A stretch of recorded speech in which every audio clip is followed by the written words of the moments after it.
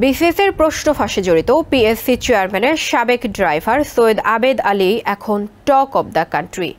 ছাগলকাণ্ডে ফেঁসে যায় রাজস্ব কর্মকর্তা মতিউরের অর্থ কেলেঙ্কারির রেশ কাটতে না কাটতেই কোটিপতি ড্রাইভার আবেদ আলীর কর্মকাণ্ড এখন মানুষের মুখে মুখে।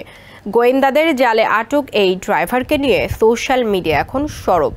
কিভাবে তার উত্থান ঘটল, কুলি থেকে কোটিপতি হয়ে ওঠার সেই গল্প যেন বাংলা সিনেমাকেও হার মানায়।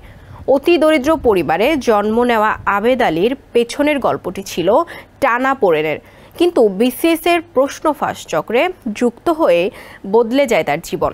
রাতারাতি বনে যান কোটি কোটি টাকার মালিক। বিস্তারিত মাহমুদ সোহেলের রিপোর্টে। নাটকীয়ভাবে হঠাৎ করে আলাদিনের চেরাগ পেয়ে যান পিএসসি চেয়ারম্যানের সাবেক ড্রাইভার আবেদ আলী। হয়ে ওঠেন কোটিপতি ড্রাইভার। বাংলা সিনেমার নায়কের মতো এলাকার ত্রাণকর্তা সাজেন তিনি। নিজেকে সাধু প্রমাণ করতে নানা কৌশল অবলম্বন করতেন। অথচ এই আবেদ আলীর বাবা ছিলেন অতি দরিদ্র, মা কাজ করতেন অন্যের সংসারে। মূলত বিসিএস প্রশ্নপত্র ফাঁস চক্রের সদস্য হওয়ার পরেই পাল্টে যায় আবেদ আলীর ভাগ্য। রাতারাতি কোটি কোটি টাকার মালিক বনে যান তিনি। খোঁজ নিয়ে জানা যায়, ঢাকায় ড্রাইভারি করলেও এলাকায় তিনি নিজেকে শিল্পপতি পরিচয় দিতেন। মসজিদ, মাদ্রাসা আর মন্দিরে খরচ করতেন অকাতরে। মুখোশধারী এই মানুষটি অপকর্ম ঢাকতে ধর্মকে ঢাল হিসেবে ব্যবহার করতেন। নিজের ফেসবুকে কোরআন, হাদিস আর নামাজরত অবস্থার ছবি পোস্ট করতেন নিয়মিত। কয়েকদিন পরপরই ফেসবুকে সৎ মানুষ হিসেবে বড় হয়েছেন বলে পোস্ট দিতেন। কোনো কারণ ছাড়াই নিজেকে সাধু প্রমাণে অতিমাত্রায় ব্যস্ত থাকতেন তিনি।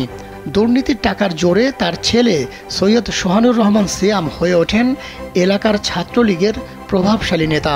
ব্যবহার করেন দামি ব্র্যান্ডের গাড়ি।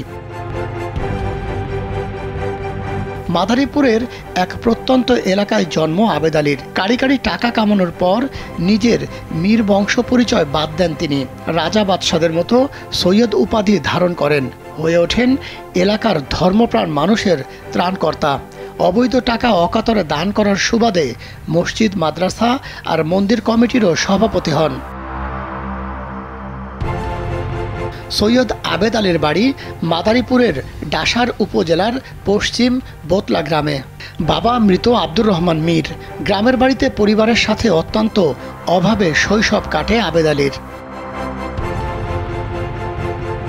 স্থানীয়রা জানান, 4 সন্তান নিয়ে নিদারুণ কষ্ট করতে দেখেছেন সৈয়দ আবেদ আলীর বাবা মাকে।